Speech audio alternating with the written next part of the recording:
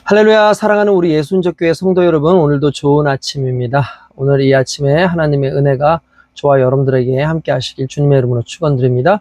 우리 다 함께 신앙을 고백하겠습니다. 전능하사 천지를 창조하신 하나님 아버지를 내가 믿사오며 그 독생자 우리 주 예수 그리스도를 믿사오니 이는 성령으로 잉태하사 예언대로 처녀의 몸에서 나시고 나를 위하여 고난을 받으사 십자가에 못 박혀 죽으시고 장사한 지 사흘째에 죽은 자 가운데서 다시 살아나시며 하늘에 오르사 전능하신 하나님 우편에 앉아 계시다가 거기로부터 산자와 죽은 자를 심판하러 오시리라. 성령을 믿사오며 거룩한 공교회와 성도가 서로 교제하는 것과 죄를 사하여 주시는 것과 몸이 다시 사는 것과 영원히 사는 것을 믿사옵나이다. 아멘. 오늘 함께 은혜 받으실 하나님의 말씀은 누가복음 8장 4절에서 15절까지의 말씀을 함께 보도록 하겠습니다. 각 동네 사람들이 예수께로 나와 큰 무리를 이루니 예수께서 비유로 말씀하시되 씨를 뿌리는 자가 그 씨를 뿌리러 나가서 뿌릴새 더러는 길가에 떨어짐에 밟히며 공중의 새들이 먹어버렸고 더러는 바위 위에 떨어짐에 싹이 났다가 습기가 없으므로 말랐고 더러는 가시떨기 속에 떨어짐에 가시가 함께 자라서 기운을 막았고 더러는 좋은 땅에 떨어짐에 나서 100배의 결실을 하였느니라. 이 말씀을 하시고 외치시되 들을 귀 있는 자는 들을지어다. 제자들이 이 비유의 뜻을 물으니 이르시되 하나님 나라의 비밀을 아는 것이 너에게는 허락되었으나 다른 사람에게는 비유로 하나니 이는 그들로 보아도 보지 못하고 들어도 깨닫지 못하게 하려 함이라.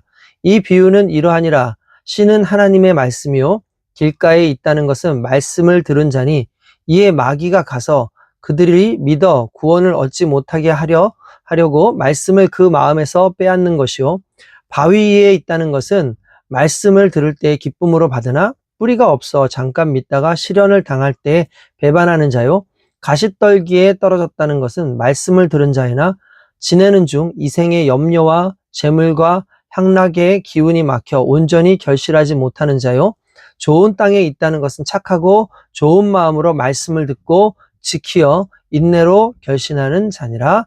아멘. 네, 오늘 이 말씀 우리가 잘 알고 있는 씨 뿌리는 자의 비유라는 이 말씀을 오늘 우리가 함께 보면서 또 하나님 은혜를 경험하기를 원합니다. 일단 예수님께서 이 말씀하셨던 이 씨 뿌리는 자의 이 비유는 예수님께서 이렇게 비유로 하신 말씀들이 상당히 많이 있습니다. 그래서 뭐 천국에 대한 비유, 뭐 여러 가지 그런 비유들을 얘기하셨는데, 특별히 이 씨 뿌리는 자의 비유의 특징이 뭐냐면, 다른 비유들은 공관복음, 그러니까 마태, 마가, 누가 복음에 가끔씩 나오지 않는 그런 것들이 있어요. 그러니까 뭐 마태에 있고 마가는 있는데 누가 나오지 않는다든지, 뭐 마가 누가는 있는데 마태에 나오지 않는다든지, 이런 식으로 나오지 않는 것들이 많이 있는데 오늘 나와 있는 이 씨 뿌리는 자의 그 비유는 마태, 마가, 누가 모두가 다 동일하게 등장을 하는 이 말씀입니다. 그러니까 이거 상당히 중요한 말씀이라는 것을 또 의미하는 것이고 또 이 비유가 결국 이 예수 그리스도께서 이 복음을 증거하실 때 복음을 듣는 자들의 상태 또는 이제 복음이 전해지는 그 상황에서의 이 사람들의 그 반응 이런 것들이 또 어떻게 그들의 결실로 나아가느냐에 대한 그런 부분으로 좀 볼 수가 있죠. 우선 하나씩 이제 좀 살펴보면 각 동네 사람들이 예수께로 나와 큰 무리를 이루니 예수께서 비유로 말씀하시되라고 되어 있습니다. 그러니까 각 동네들 다닐 때마다 이제 예수님을 만나기 위해서 수많은 사람들이 몰려 나옵니다. 이제 큰 무리를 이루다 보니까 이제 예수님께서 그들에게 이제 비유로 이게 말씀을 하시는 거예요. 비유로 말씀을 하시는데 이제 내용은 이런 거죠. 씨를 뿌리는 자가 그 씨를 뿌리러 나갔는데 뿌릴 때에 이제 그 당시만 해도 이제 씨를 뿌릴 때에 오늘날 우리는 어떻습니까? 이제 모판이 있고 거기에 이렇게 파종을 하죠. 이렇게 이제 이 씨를 심고 그리고 파종을 한 다음에 이걸 모내기를 해가지고 따로 모내기를 하는 그런 방식을 하죠. 솔직히 그러한 모내기 방식은 우리나라에서도 이렇게 솔직히 뭐 오래전부터 있었던 게 아니고 이제 조선시대 그 중기 이후부터 이 후반기 때 이제 나온 것으로 이제 일단 우리가 알 수 있죠. 그래서 이제 모내기를 하는 것은 이제 우리도 이렇게 최근에 어떻게 보면은 가장 좀 역사적인 부분에서 좀 후대에 생겨났다라고 볼 수 있는데, 예수님 당시니까 약 지금부터 한 2000년 이전 일이잖아요. 그러니까 그 당시에 그 농사 기법이라는 것이 그냥 뿌리는 겁니다. 뿌리는 것. 예, 뿌리는 거요. 특별히 오늘 여기에 나와 있는 그 뿌리는 것은 미리 뭐 밭을 갈거나 그랬던 흔적이 나오지 않죠. 그냥 씨를 뿌리는 겁니다. 그러니까 이게 씨를 뿌릴 때 이게 특별하게 구역이 나눠져 있지 않는 그런 상황에서 이 농부가 그냥 씨를 뿌리고 이제 밭에 이제 뭐 비가 내리고 그러면서 이것들이 이제 그 땅 속에 들어가게 되면 자연스럽게 이렇게 발화가 되고 나와서 이제 그 곡식들로 이렇게 자라나는 어떤 그런 구조의 농사 기법이었던 거죠. 이럴 때에 이제 어떤 것은 뿌렸더니 길가에 뿌려지겠죠. 아무래도 이렇게 떨어지면 이제 길가에 뿌려지겠고, 또 어떤 것은 이제 바위 위에 떨어지기도 하더라. 그렇죠. 이제 바위가 아무래도 그렇고 돌짝밭도 많이 있고, 그러니까 뭐 돌짝밭 위에 이렇게 다른 곳은 그렇겠죠. 돌짝밭 위에 떨어졌다. 그리고 그런데 싹이 나기는 났는데 습기가 없으므로 말랐고, 여기서 다시 말하지만 바위 위에라는 말은 그냥 일반적인 바위를 말하는 게 아니에요. 그 바위 위에 올라갔다라는 것을 말하는 게 아니라 이제 돌들로 이렇게 구성되어 있는, 돌들이 가득 이렇게 차져 있는 그런 사이에 이렇게 심겨지는 겁니다. 그러니까 이제 아무래도 돌들이 많이 있고 하다 보니까 물을 버도 빨리 밑으로 빠져버리고 거기에 이제 뿌리를 깊게 내리지 못하죠. 그러니까 이제 아무래도 이 습기가 많지 않으니까, 물기가 많지 않으니까 태양에 말라서 죽었다라는 뭐 그런 내용입니다. 그런가 하면 이제 덜어는 이 가시떨기 속에 떨어짐에 가시가 함께 자라서 기운을 막았고 라고 되어 있습니다. 그러니까 무슨 말입니까?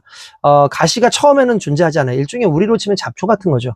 이렇게 뿌렸을 때에 밭은 뭐 나쁘지 않았는데 가시떨기 속에, 그러니까 가시떨기가 있는 그 이제 지역에 떨어지다 보니까 이 가시도 함께 자라고 이제 곡식도 함께 자라는 그런 상황이 있는 거죠.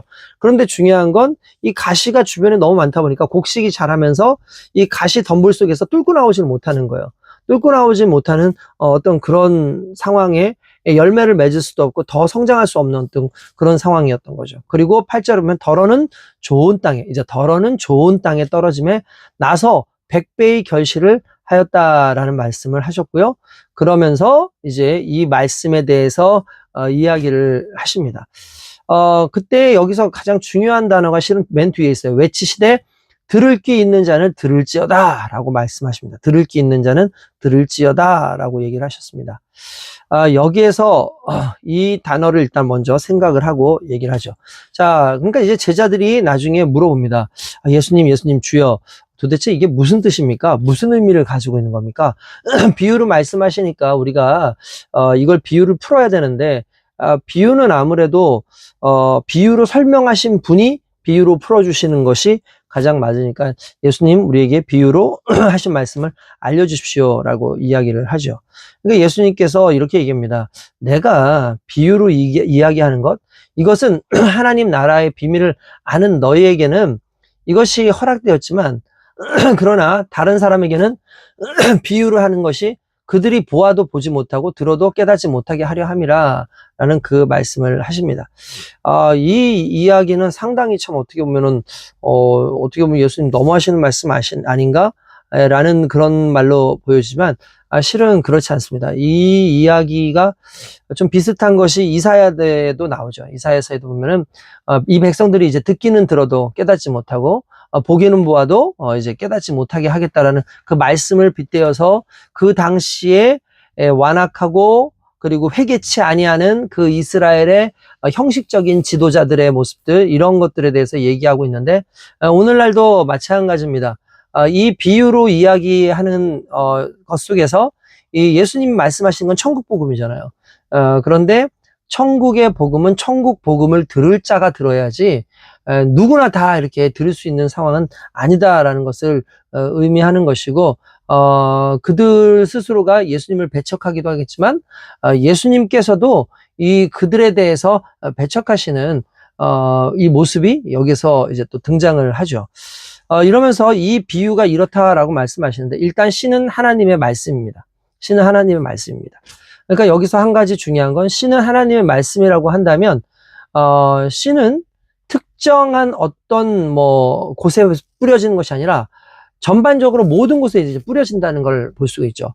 오늘날 그리스도의 복음이 특정한 나라나 특정한 사람에게만 오는 건 아니죠. 모든 사람들이 이제 들을 수 있도록 복음은 우리에게 오고 하나님의 말씀은 옵니다. 그런데 중요한 건 이 복음이 문제냐? 그렇지 않죠. 우리 많은 사람들은 하나님의 말씀에 문제가 있는 것처럼 얘기하는데, 실제로 하나님의 말씀에 문제가 있는 것이 아니라 오늘의 성경의 내용은 똑같은 씨지만, 그러나 그 씨가 뿌려지는 곳의 문제에 대해서 이야기를 하는 겁니다.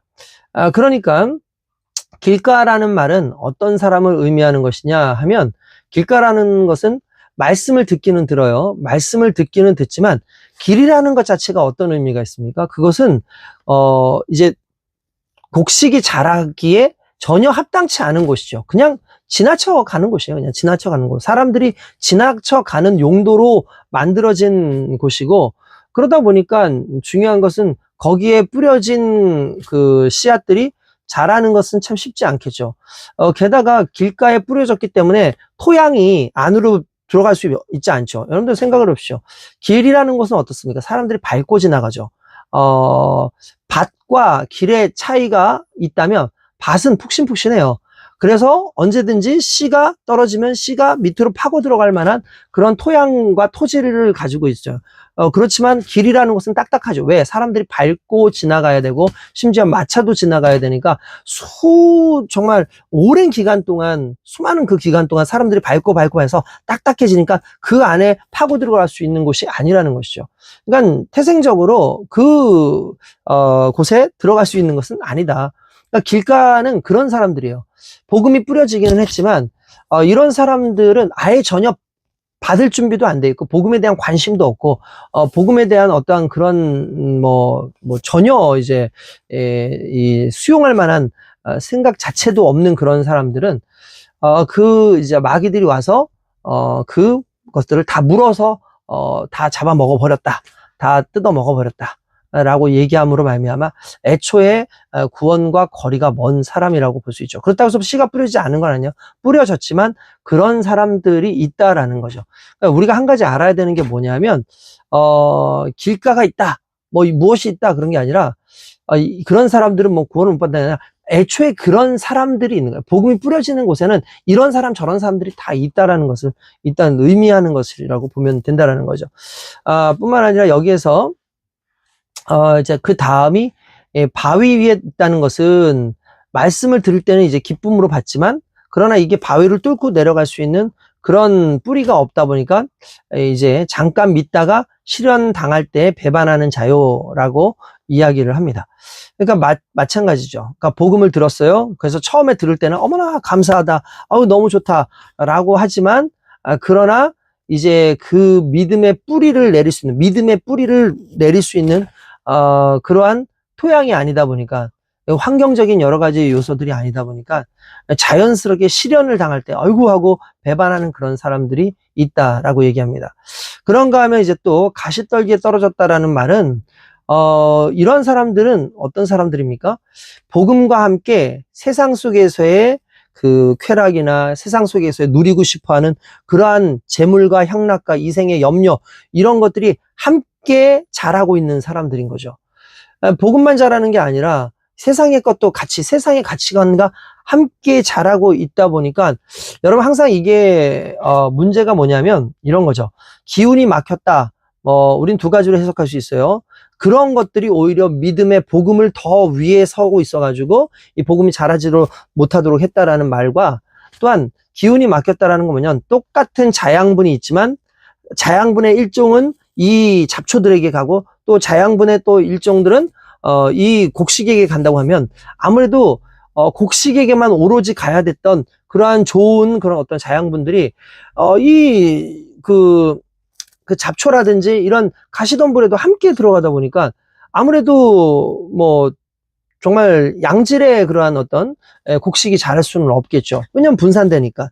결국 이런 겁니다. 그러니까 우리가 세상 속에서 복음도 인정하고 세상의 것도 인정하고 서로 그것을 내 마음 가운데 같이 모시고 살다 보면 결국은 이도저도 아닌 그런 상황이 되고 정말 마음을 뺏기게 되는, 온전히 결실하지 못하는, 말 그대로 온전히 결실하지 못하는, 열매를 맺지 못하는 그런 부분이 된다고 볼 수가 있는 것이죠. 예전에도 저는 그런 걸 본 것 같아요. 그 시골 같은 데 가면은 이제 복숭아 그 나무들이 이제 봄철이 되면은 새순이 올라옵니다. 새순이 이렇게 올라오면 새로운 가지니까 이제 거기에서 뭔가 싱싱하게 나올 것 같잖아요. 그런데 놀랍게도 그 새순들을 다 쳐버려요. 왜냐하면 복숭아, 기존에 있었던 복숭아 그 가지로만 이제 열매가 고스란히 맺힐 수 있도록 다른 가지들을 잘라내서 거기로 가야 되는 모든 자양분들을 다 제거해 버리는 거예요. 그럼 오로지 이 가지에만 원래 그 토양의 어떤 그 양분들, 좋은 양분들과 수분이 그쪽으로 가기 때문에 그런 것들을 다 잘라내더라고요. 그러니까 가지치기를 그렇게 해서 해야 되는 거죠. 마찬가지로 그리스도의 복음 안에서 우리 인생 가운데 있는 잡초의 그런 가지들을 다 쳐버리는 그런 은혜가 있어야 될 줄로 믿습니다. 그런가 하면은 마지막에 좋은 땅에 있다는 것은 착하고 좋은 마음으로 말씀을 듣고 지키어 인내로 결실하는 자니라 라고 되어 있습니다. 그러니까 결국은 좋은 땅인 거죠. 좋은 땅이라는 건 뭡니까? 바로 그리스도의 복음이 내 안에 심겨질 수 있도록, 뭐 다른 얘기로 하면은 이런 거죠. 마음이 청결한 자. 이 마음이 청결했다는 게 뭐예요?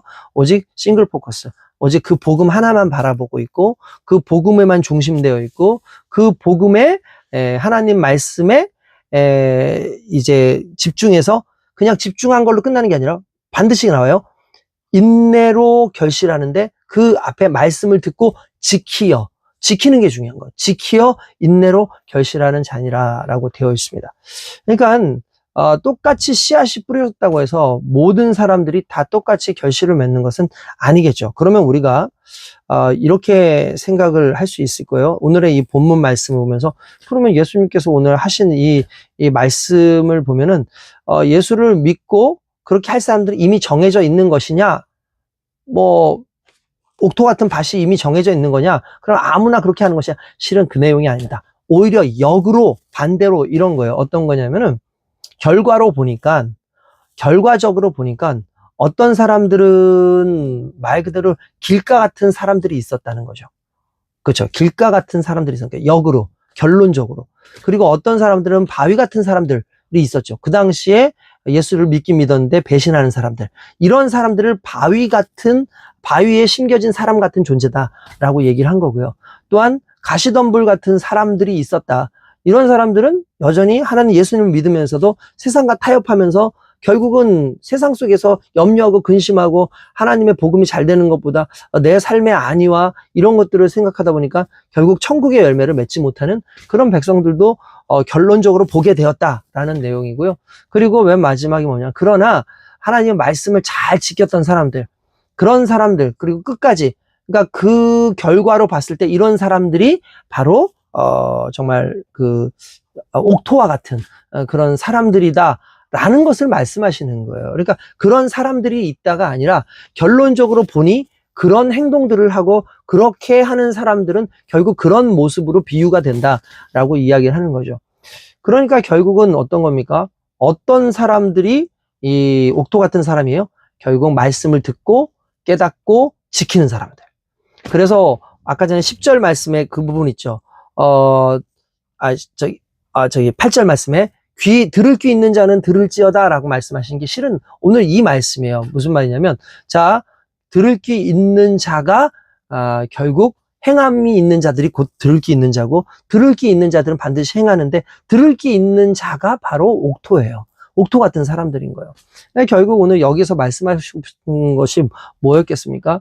너희들 그냥 듣고 끝나지 말고, 그런 길가 같은 인생 되지 말고, 너희 바위 같은 인생 되지 말고, 너희 그냥 그 가시덤불에 있는 그런 밭의 인생 되지 말고 그 말씀을 듣고 그리고 지켜서 행함으로 너희의 결과가 좋은 땅이었구나라는 그 결과로 드러나도록 그렇게 행하라라는 그 말씀인 거죠.